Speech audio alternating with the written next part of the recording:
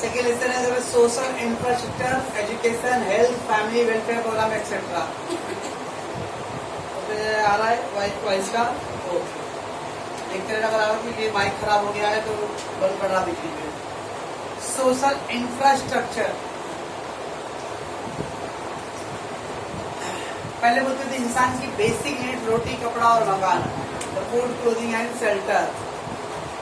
Now in the modern era we have to add two more education and health. आज गरीब से भी गरीब रहेगा तो भी अपने परिवार, अपने बच्चों को अरे इंग्लिश मीडियम स्कूल में ही डालना सोच रहा है। मैं आज की बात कर रहा हूँ, latest situation. I'm not saying मेरे एज में या आपके भी जैसे सलाह आपका भी ले सकते, मेरा कोई बहुत रेयर होगा जो इंग्लिश मीडियम में पढ़ा रहेगा। कोई इसमें कोई है इंग्लिश मीडियम में नहीं, सब इंग्लिश मीडियम वाले ही ना। 20 साल पहले वो दौर ही ऐसा था सिचुएशन, ठीक है ना। एक वो भी था और एक वो अवेयरनेस भी नहीं था, और एक होता ना सब दुनिया उस तरह चल रहा है जिस नदी में सब बह रहे हम भी उसी बहेगी। जैसे आजकल सब इंग्लिश मीडियम में डाल देते, मैं भी इंग्लिश मीडियम में डालूंगा, बस बाजू वाले ने इंग्लिश मीडियम डाला आप मेरे बड़े इंग्लिश मीडियम में। वो एक वो हो गया पैटर्न, क्या फैशन। और कुछ पेरेंट्स ऐसा लगता है कि हिंदी मीडियम में पढ़ा ना मतलब पाप कर रहा हो। आजकल के कुछ पेरेंट्स जो है उनको ऐसा लगता है हिंदी मीडियम में पढ़ रहा हो तो पाप कर रहा है। सो एजुकेशन, आई एम से द एजुकेशन, नॉट से द इंग्लिश मीडियम पढ़ रहा है कि हिंदी मीडियम पढ़ रहा है। पढ़ने वाला बच्चा कोई भी मीडियम पढ़ दे दो, ठीक है ना। आई ऑब्वियसली द हेल्थ, पहले बुखार लग गया 2-3 दिन के बाद घर का देसी दवा खा लिया हो गया ठीक। आजकल तो बुखार तो कोरोना में जाएगा। That is a health conscious we become. So these are the social infrastructure. तो नेक्स्ट पेज पे दिया रहेगा आपका social infrastructure refer to the creation and maintenance of facilities. आगे पे social infrastructure refer to, underline करना, creation and maintenance of the facility and structure that support the delivery of social service। क्या how the लोगों तक social service provide कर सकते हो। so the creation and maintenance of the infrastructure which provides the social service। अब ले लो example के साथ, गाँव से यहाँ आते हैं, गाँव से ट्रेन कितने बजे पकड़ने के बाद ये नहीं सोचते कि बॉम्बे में कितने बजे उतरने वाला, रात को 2 बजे उतरूंगा कि 3 बजे उतरने वाला हूँ, 1 बजे उतरने वाला। हमारे दिमाग में ऐसा रहता नहीं, क्योंकि मालूम है कि 1 बजे भी कुर्ला स्टेशन उतरा तो भी रिक्शा उक्सा मिल जाएगा, 2 बजे भी CST में उतरा तो मैं लोकल पकड़ के आ जाऊंगा, अंधेरी तक फिर पढ़ लूंगा, समझ ना। लेकिन जब यहाँ से जाकर पकड़ते हम लोग ट्रेन, हम लोग दिमाग में रखते हैं कि उधर मॉर्निंग में उतरे तो अच्छा है। बाकी लोग बता नहीं, मैं तो अपना ही सोचता हूँ उधर जैसे भी उतरो तो मॉर्निंग में उतरो ताकि दिन भर में मैं अपने घर तक तो पहुंच जाऊं। ये हमारे माइंड में रहता है। ठीक है, वहाँ पे 2-2 मिनट में लोकल ट्रेन तो आता नहीं है, 5-5 मिनट में 340 का बस तो आएगा नहीं। एक बस छूट गया सरकारी बस, तो उसके बाद मालूम नहीं आज आएगा भी कि नहीं कि अगले दिन आएगा, ऐसा हालत है। बॉम्बे में जॉब कम हो रहे हैं, तब स्कोप लोग बदलापुर, बेलापुर, पनवेल इस साइड जा रहे हैं, वासी इस साइड जाते ना। और उनको मालूम है मॉर्निंग में गए, रात को 10-11 बजे तक भी रिटर्न आ जाते कि बस सारे ट्रांसपोर्ट फैसिलिटी दे है। गाँव में अभी भी आ रहे, भले बोले भाई 21वीं सदी में आ गए हैं, लेकिन जो हकीकत है वो हकीकत है। 7-8 बजे के बाद गाड़ी मोटर मिलना बहुत मुश्किल हो जाता है। सोशल सर्विस प्रोवाइड करना, और transport is one of the basics needs है लोगों का। It consist of facility, place, program and policy project. तो देखिए स्टार्टिंग में 4 पीस दिया है, place, program, policy and project, and the service network and the personnel that maintain and improve the standard living and the quality of people. लोगों का standard how to improve, how to develop. ये हो गया शहर में ले लो, जो भी मतलब मुंबई मेट्रो जो भी सिटी है, तो ऑलमोस्ट आपको 1 किलोमीटर के रेंज में आपको बड़े हॉस्पिटल तो मिल ही जाएगा। गांव में अगर सीरियस केस हो जाए, अनलेस कि आप मार्केट में रहते हो तो ओके, अदरवाइज आप रिमोट गांव में रहते हो तो गांव से अपने को डिस्ट्रिक्ट के सिटी का बड़े हॉस्पिटल जाने के लिए 3-4 घंटे लगते हैं, और तब तक उतने में ठीक है ना एम्बुलेंस को दूसरे रास्ते लेके जाना पड़ेगा, ऐसा हालत है।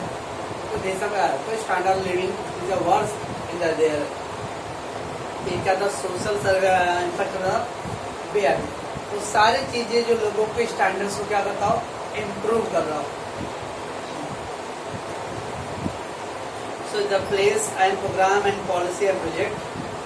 So where you are providing the service, the place. Program means all the activities, function. Policy government क्या plan है, policy frame कर रहा है। एक project and again project का policy गवर्नमेंट नॉर्मली क्या था, लॉन्ग टर्म के ना कुछ ऐसे प्रोजेक्ट होते हैं जो स्टार्ट किए, mega project create in the long term benefit, and all the services and personnel मतलब the labor, employee, staff, professionals, that is personnel, they all do the service for why, to improve the standard of living of the people. Okay, नीचे उसके नीचे क्या दिया है, social infrastructure like education, health care and family welfare, ये सब social infrastructure है। They require the local, regional, state and central level. Yes, local level है, जब पाइपलाइन है, 11 बजे तक तो मार्केट खुला जाता है, ठीक है ना, तो local. Then the regional level पे चलवाए Andheri region, then state level, then national level पे। एम्स हॉस्पिटल सुनते हो, दिल्ली एम्स एशिया का सबसे लार्जेस्ट हॉस्पिटल है, नेशनल लेवल पे। स्टेट लेवल पे है ना अपना ऊपर, ऊपर, ठीक है ना।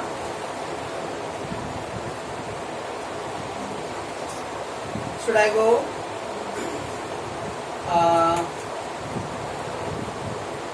Social infrastructure and the inclusive growth in India. Inclusive growth है, yes. Inclusive growth होता है सबका साथ सबका विकास, जो वर्ड बोलते हैं, सबको डेवलपमेंट मिलना चाहिए।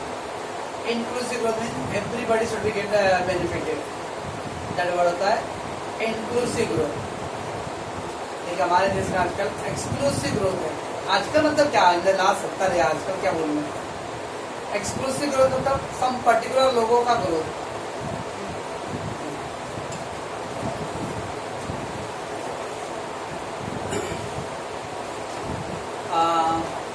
इधर कुछ डाक लाइन में दिया गया, मिला कहीं the PDS system, government fund, primary and higher.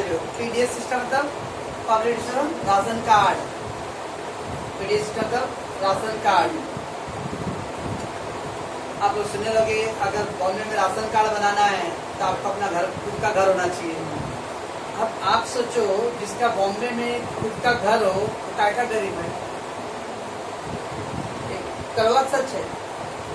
और जिसका खुद का घर नहीं, वो बेचारा भाड़े पे रह रहा है, और बॉम्बे में भाड़ा ही, पाइपलाइन में भाड़ा 8,000-7,000 रुपये भाड़ा है।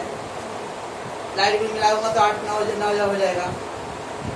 अब सोच लो 9,000 रुपये महीने का उसको भाड़ा ही देना है, यानी 15,000 कमाने वाला हवा खा के जीना पड़ेगा, वो गरीब है। तो उसको राशन कार्ड का पहला जरूरत है। बाकी खुद का घर है तो चलो मुझे 9,000 भाड़ा नहीं देना पड़ेगा, तो 9,000 तो मेरा बच जाएगा, तो मैं तो जी सकता हूँ वैसे भी। लेकिन जो बेचारा भाड़े पर रहते हैं उनको तो पहला चाहिए था राशन कार्ड। लेकिन देश का दुर्भाग्य वो क्या सिस्टम बना हुआ है कि जिसका खुद का राशन कार्ड घर है उसको राशन कार्ड बनेगा।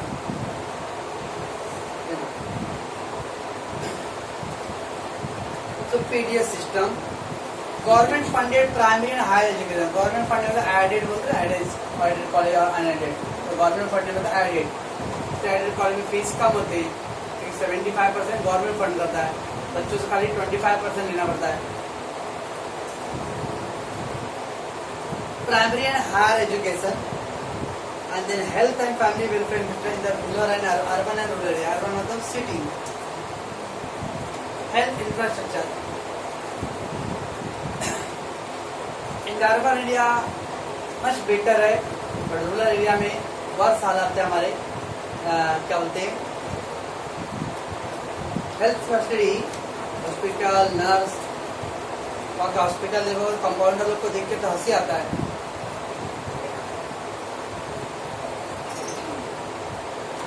So this lead to the establishment of welfare state.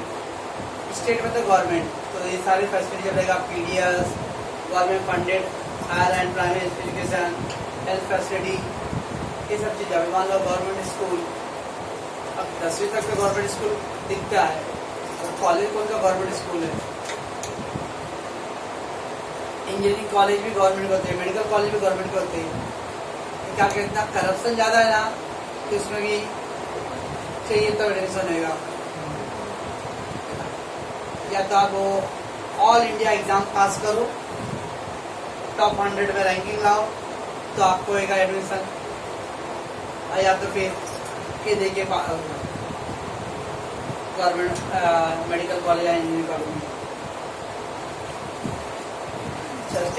After the reform 91 मिला कहीं पे, सॉरी मिला कहीं पे 91 experience high GDP growth rate along with the increase globalization of the economy as a result of the two phenomena, human development and social. एक चीज की after the 91 बोला, 91 के पहले हम तो गरीब भारत और अभी अमीर भारत 91 के आफ्टर है।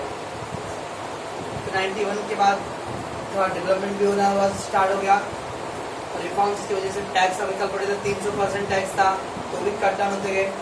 और जब कट डाउन हुआ तो बाहर के मार्केट वाले लोग भी अब यहाँ अलाउ हो गए, एफडीआई अलाउ हुआ, जिससे क्या जॉब जनरेशन ज़्यादा हुआ। 90s के टाइम में इंडिया के जो यूथ थे 26% लोग इंडिया छोड़ देते दुबई जाने के लिए या गल्फ कंट्री जाने के लिए, क्योंकि उस समय इनकम नहीं था। और 98, 99 का आफ्टर दैट वो जो यूथ गए थे उधर, वो इधर आके नहीं यार अब इतना कमा रहा, उधर इतना तो इधर भी कमा ले रहा, अब नहीं जाना है, ऐसा सिचुएशन था। तो because of the globalisation and because of the high GDP of in country, तो क्या हो रहा, ह्यूमन डेवलपमेंट। एक पॉइंट क्या दिया है, private sector investment in education health increase making these services more expensive. Yes, private sector, पढ़ाई ले लो,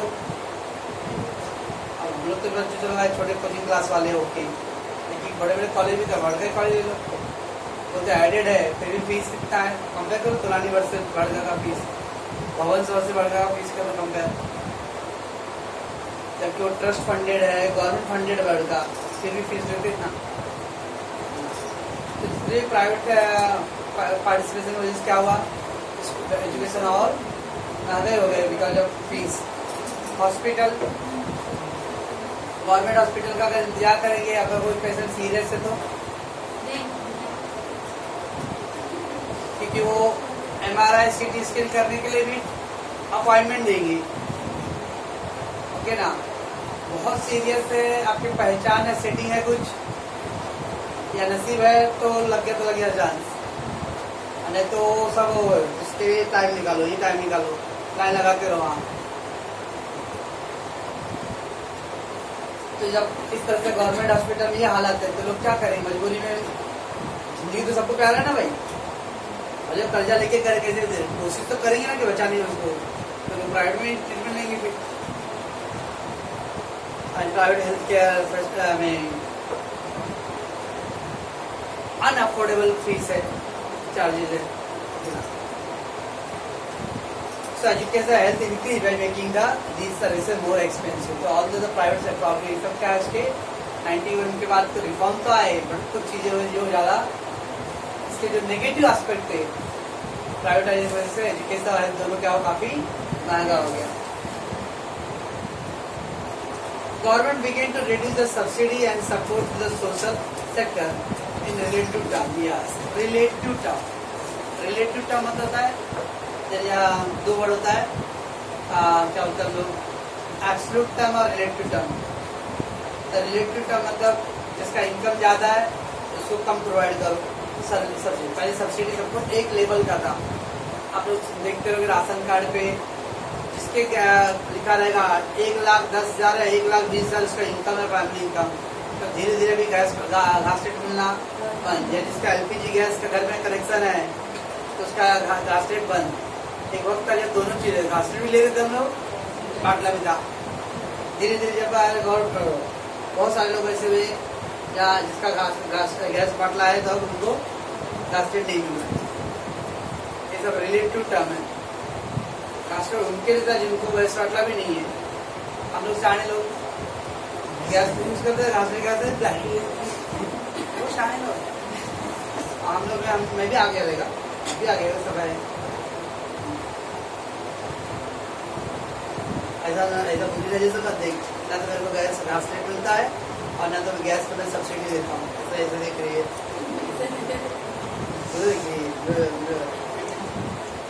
नहीं चाहिए भाई। 200 रुपये बचा के क्या करूँगा? साल का 2400 रुपये मिलेगा ना।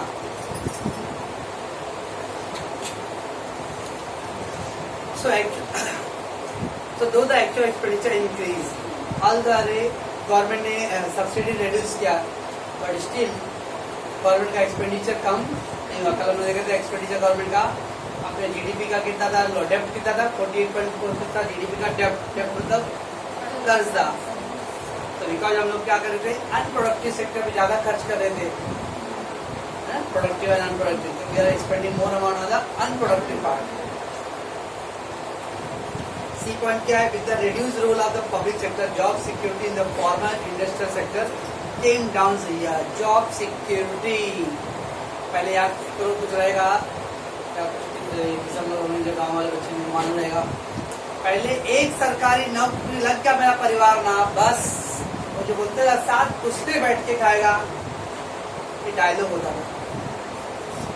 एक सरकारी अगर नौकरी लग गया तो मतलब मेरे पूरा फैमिली खानदान, मतलब क्योंकि मेरे डेथ होने का मेरे बेटे को लग जाएगा, उसके बाद उसके बेटे को लग जाएगा और मेरा 7 पीढ़ियां बैठ के खाएगा, ऐसा था। अब ये रूल खत्म हो गया गवर्नमेंट में, क्या मतलब उसका एक्स को है तो उसके बेटे को भी लग गया था, कोई जरूरी नहीं है। तो क्या प्राइवेट गवर्नमेंट कम हो रहा, प्राइवेट का रोल ज्यादा आ रहा है, तो प्राइवेट वाले में कोई परमानेंट जॉब नहीं है। तो जॉब सिक्योरिटी का पॉइंट ऑफ धीरे वाइप अप हो गया। So people feel now insecure कि आप प्राइवेट में नहीं कर रहे हो, 10 साल कर रहे हो, लेकिन क्या भरोसा कंपनी बंद होगा। अभी जो सकते हो जेट एयरवेज में इतने एम्प्लॉय को निकाला था यार 2-3-4 साल पहले, जेट एयरवेज कि ना, बहुत सारे एम्प्लॉय को कट डाउन कर दिया। एयर इंडिया ने बहुत सारे एम्प्लॉय को कट डाउन कर दिया। बिकॉज प्राइवेट में है तो जॉब सिक्योरिटी नहीं कि कब परमानेंट रहेगा। Okay, informal job, informal job मतलब अरे casual job, part time job, ऐसे जॉब जिसमें वो क्या होता है पेरोल बेसिस पे, एजेंट बेसिस पे। तो बहुत सारा आप जॉब कर रहे हो, सैलरी तो मिल रहा है। अगर मैं कंपनी के बेस पे लगूंगा तो कंपनी का सारा फैसिलिटी मुझे मिलेगा, लेकिन मैं एजेंट के थ्रू लग रहा था और वो पगार मिलेगा मुझे और कोई फैसिलिटी नहीं मिलेगा। Informal job but with the much less security. Yes, कोई सिक्योरिटी नहीं मतलब परमानेंट जॉब कुछ भी नहीं। This reduce the guarantee welfare benefit of the poor. Yes, मान लो अगर गवर्नमेंट के थ्रू लगा, सॉरी कंपनी के थ्रू लगता हूँ मैं, बाई चांस कंपनी में काम करते रहता मेरा कुछ हो गया तो मेरे फैमिली को कुछ फंड मिलेगा। लेकिन एजेंट के थ्रू लगाऊं तो रिकॉर्ड ही नहीं गवर्नमेंट के आंकड़े में रहेगा मेरा, है ना। तो there no welfare, no benefit to the any public. ये सब प्रॉब्लम्स है। And due to increased privatization social sector, many of the services like education, health and insurance had to be now purchased the market, determine the price, which become the unaffordable to the poor. Yes, अभी जो भी private sector है, अभी private hospital ले लो, private school ले लो, private college, fees इतना मान लो अगर बच्चे लोगों को पढ़ा इंग्लिश मीडियम में पढ़ा रहे हैं, वो कि हम कलगीधर में पढ़ा ले, ये सब कोई गिनती के स्कूल है नहीं। गवर्नमेंट स्कूल में अगर हम डालना चाहेंगे बच्चों को जहाँ पे ज़्यादा मीन्स फैसिलिटी मिलेगा बच्चे का, मतलब वो पढ़ते उस स्कूल से आए ना, जैसे आप लोग रिज्यूम लिखते हो, कौन से स्कूल से पढ़ा हूँ, BMC से पढ़ा हूँ, ठीक है, फोन करूँगा। कौन से पढ़ा हूँ, पोद्दार इंटरनेशनल स्कूल से पढ़ा हूँ, बॉम्बे कैम्ब्रिज इंटरनेशनल स्कूल से पढ़ा, ठीक है, कल से ज्वाइन कर लो। इस तरह से हाई रेपुटेशन स्कूल है तो उसको डायरेक्टली क्या करते हैं, अरे कैंपस से सिलेक्शन हो जाता है उनका डायरेक्ट, बट उस स्कूल में जाने के लिए हमारे को उतने पैसे अफोर्डेबल नहीं है। ये सब प्रॉब्लम है आपका द 1991 के बाद। And last one, marginalise section. Marginalise section बता रहे हो वर्क सेक्शन, अति पिछड़े, schedule caste and schedule tribe, अनुसूचित जाति, अनुसूचित जनजाति। Section of the population belonging to scheduled caste, scheduled tribe, other backward caste, women, religious minorities, अल्पसंख्यक लोग धार्मिक रूप से, एंड स्मॉल फार्मर्स, स्मॉल छोटे किसान, और माइक्रो एंटरप्रेन्योर मतलब छोटे छोटे बिजनेसमैन जो अपना सेल्फ एम्प्लॉयड जॉब करते रहेंगे, physically challenge people, handicap, all found difficult to part of the growth under the process of new economic policy. Yes, सबके लिए प्रॉब्लम क्रिएट है। ये सब क्या थे, problems of new economic policy का, है ना। और सुन दो